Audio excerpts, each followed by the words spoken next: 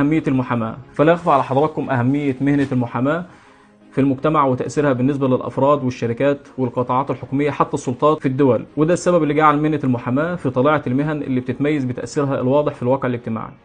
فالمحامي لا يقتصر دوره في الدفاع عن موكله، بل بيمتد إلى توعية مجتمعه وتوضيح ما لهم من حقوق وما عليهم من واجبات.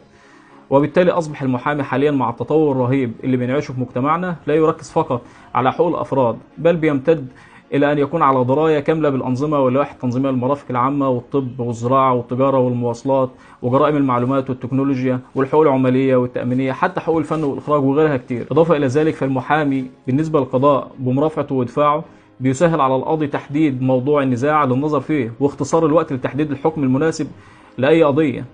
إضافة للكلام ده فالمحامي كمان مع موكله بيبحث عن مصالحه وبيحل محله وبيدافع عنه خاصة في الجرائم أو التهم المنسوبة له، لأن غالبا المتهم بيكون موقفه ضعيف ومضطرب وقد لا يستطيع إثبات براءة نفسه، لأنه لا يحسن التدافع والترافع شأنه شأن المحامي. وبالتالي فللمحاماة أهمية خاصة. فالمحامي بيشعر بالفرض وبيشعر بالمجتمع على حد السواء، كمان بيشعر بمدى مراعاة الأنظمة للمصلحة العامة ومدى مراعاة تكييفها مع المجتمع ومدى رضا الأفراد والشركات والقطاعات بتلك الأنظمة والقوانين.